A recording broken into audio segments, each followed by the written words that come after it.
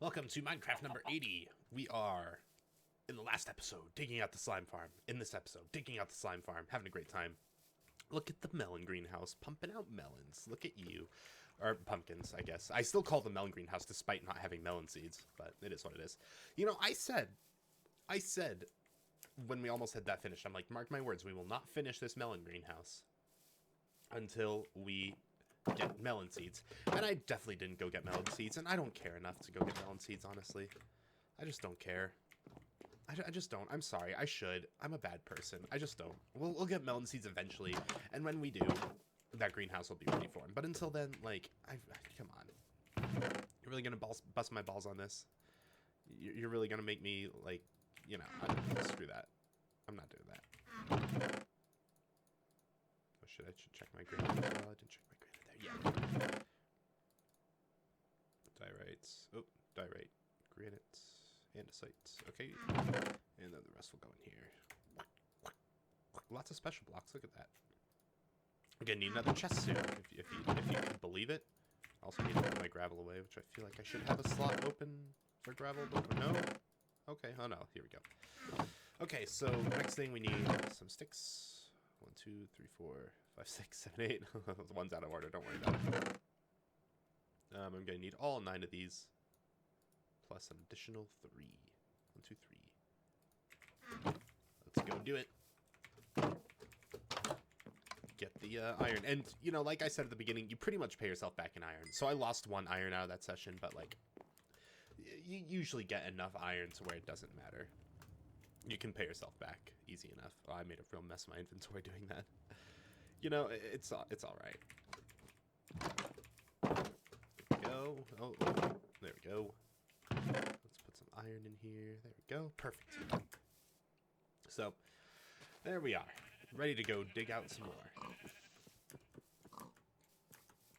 I've been reading, you know, I talked a lot about movies in the last few episodes. I've been meaning to read more books.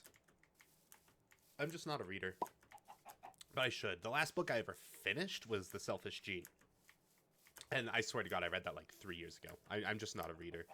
I don't like reading. But there's so much like good nonfiction out there, you know? Like, I love me a good nonfiction book. And I'm actually in the middle of one right now, which I'm just going to have to restart because there's... Where's my farm? There's just no way I'm going to remember a lot of it. Oh, I thought it was... Never mind. So, you know, that's my problem right now. But, you know, the thing is that, if I could read, like, I have double vision is the problem. And, part of that, you know, it doesn't affect my life too much. Double vision is basically like, if you are focusing on something, you see 2 of something else. Like, it doesn't really work in video games because, I mean, in real life, I'm looking at a TV right now. I'm not looking at, like, something that's past another. But, like, theoretically, right, if I, like, threw this shovel on the ground, like, if I look at this shield, I would see 2 shovels, like 2 phantom shovels, like, that are transparent.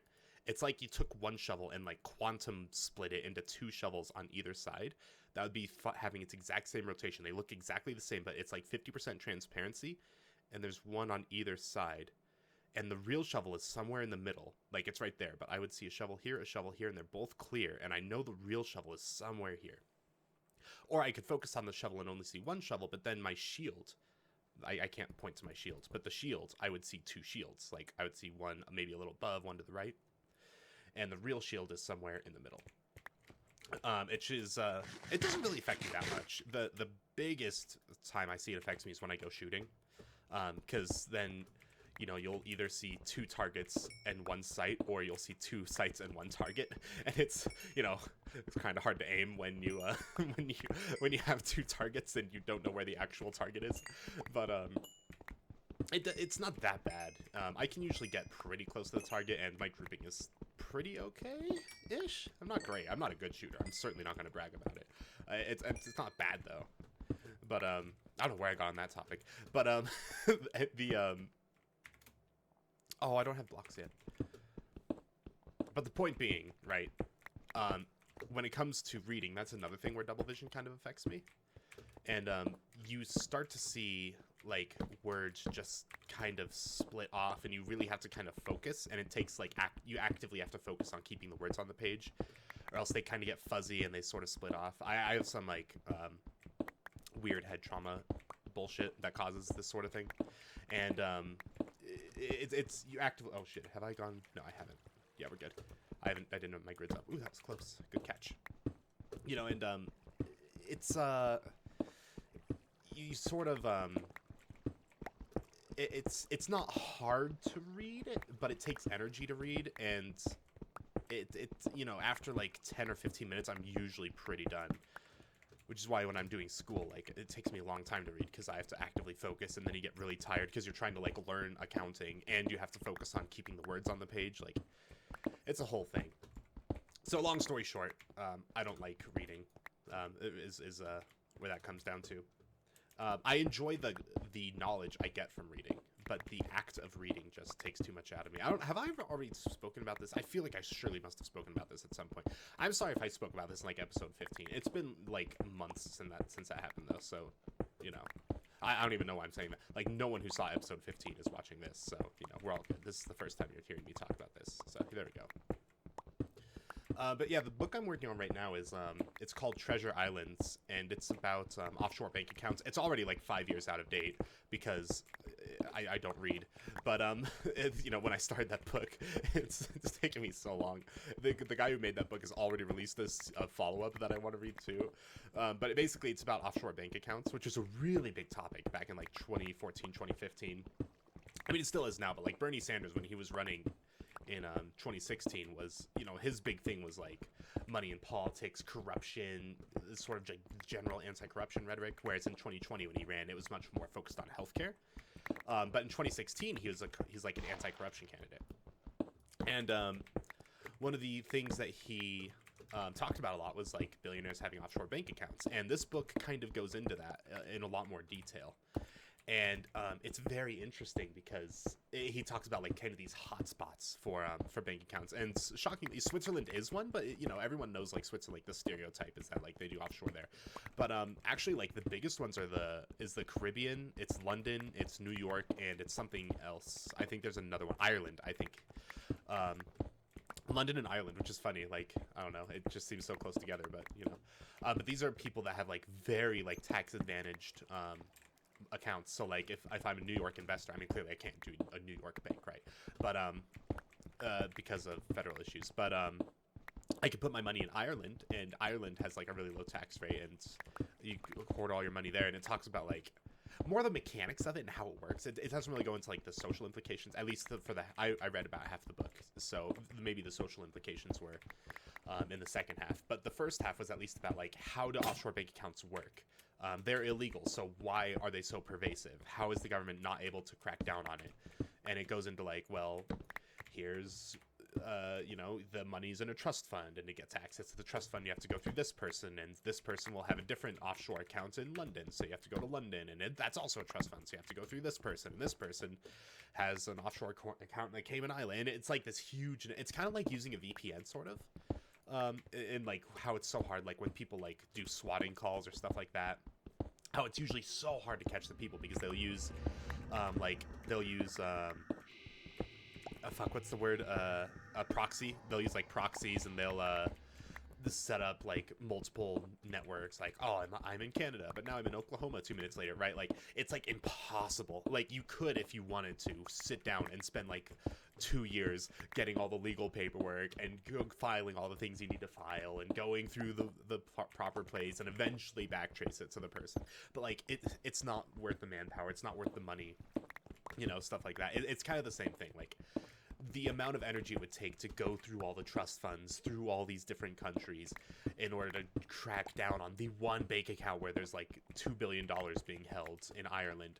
It's like physically, it's basically impossible. Like, theoretically, you could do it if you went through all the trust fund people, but like by the time you got to like the second trust fund guy, it would be like, he would probably be calling your billionaire up like, hey, Mr. Billionaire, just so you know, I got a weird visit from this guy from the IRS. You might want to get another fund set up somewhere. And then he like totally moves the money, and then all the work you've done is just totally fucking gone. It's like impossible to actually crack down on them, which is why you have to do legislation. But then that's where the whole thing of like, oh, then you have like capital flight and stuff like that. So it's a very interesting, I don't know, it's a very interesting topic to me. It's I mean, obviously it should be, right? I'm going into accounting. I love money. I love learning about money. The very concept of money, like where it comes from, how it flows, what people do with it is very interesting to me. So, I mean, naturally, I mean, if you're talking about people hoarding massive amounts of money in bank accounts that are like protected by like 7 trust fund guys in various parts around the world, like that's just interesting. I don't know. I find that a really interesting topic. Well, maybe one day I'll get to be one of the trust fund guys. I wouldn't, because that would like go against every fucking like ethical principle I have. But you get rich at least, right? You know, you get a lot of money, and then you're just a soulless cretin who denies people, who like puts the country into a money famine because you're putting all your money somewhere untaxable. Very nice, very cool, love it. Huge fan. There's a lot of zombies. What's going on? Is there a spawner? I mean, I'm not close. If there's any zombies on the surface, I wouldn't hear it. There's either like a group spawn of zombies, or there's a... Oh, that's a spawner for sure. Oh shit, that's a dungeon. Is it worth investigating? Do we want to investigate? Maybe I'll wait until I go up to layer 5. It'll be easier to track it then. I'll just keep digging this out. You know, I'm not mad at this because it's going to be up there, because like I wasn't triggering any spawns, I don't think, when I was down in the lower layers. That means it's going to be like up. It's probably like y equals 35 or something. I don't want to mess with that. I'm not going that high, okay? I'm not doing it. I'm fuck that.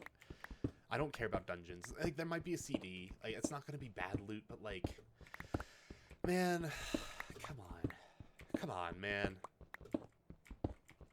I don't want to bother. I should really break out that book, actually. I really should read. I always say that, and then I don't. I really should read that book. And then I should get his follow-up. There's just... I have, like, 5 books that I need to read. Plus, God, my sister, for my birthday, just got me fucking Chomsky's Manufacturing Consent. I really want to read that, too. Like, Chomsky's so goddamn smart. Like, you know, it's just...